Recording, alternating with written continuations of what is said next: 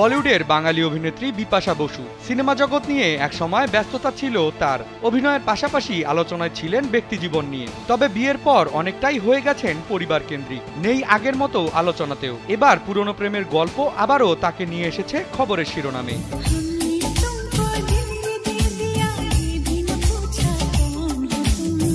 ক্যারিয়ারের শুরুতেই বিপাশা অভিনেতা দিনো মারিয়ার সঙ্গে প্রেমের সম্পর্কে জড়ান। সেই সম্পর্ক নিয়ে তারা কোনো গোপনীয়তা রক্ষা করেনি, সবাইকে জানিয়েছিলেন সুন্দর এই সম্পর্কে। তবে একটা সময় ভেঙে যায় তাদের ভালোবাসার এই বন্ধন।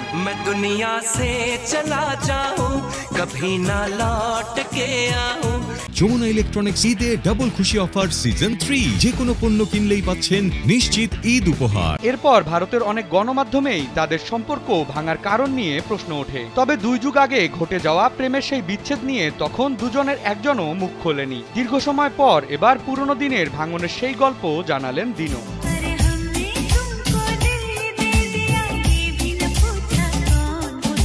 সম্প্রতি ভারতীয় এক গণমাধ্যমকে দেওয়া সাক্ষাৎকারে দিনো মারিয়া জানান, 1996 সালে বিপাশার সঙ্গে তাদের প্রেমের শুরু। এরপর 2000 সালে তাদের সম্পর্কের সমাপ্তি হয়। বিচ্ছেদ প্রসঙ্গে তিনি বলেন, সম্পর্ক ভেঙে যাওয়ার পর আমরা দুজনেই মানসিকভাবে ভেঙে পড়ি। এ সময় আমাদের একটি সিনেমার শুটিং চলছিল, যার সেটে আমাদের নিয়মিত দেখা হতো, যা ছিল দুজনের জন্য আরো কষ্টের।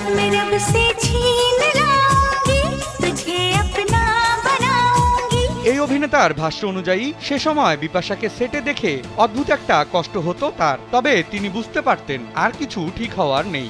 এরপর রাজ শিরোনামের সেই সিনেমার শুটিং শেষ হওয়ার পর তাদের দুজনের পথ আজীবনের মতো আলাদা হয়ে যায়।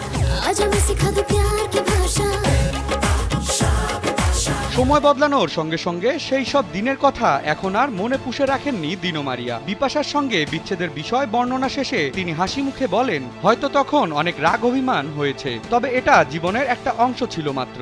এখন আমরা একে অপরের খুব ভালো বন্ধু। সময়ই বুঝিয়ে দিয়েছে আসল সত্যি। এই রাগ, দুঃখ, অভিমান সব ভুলে আমরা এখন শুধুই বন্ধু। বিনোদন ডেস্ক, কালবেলা।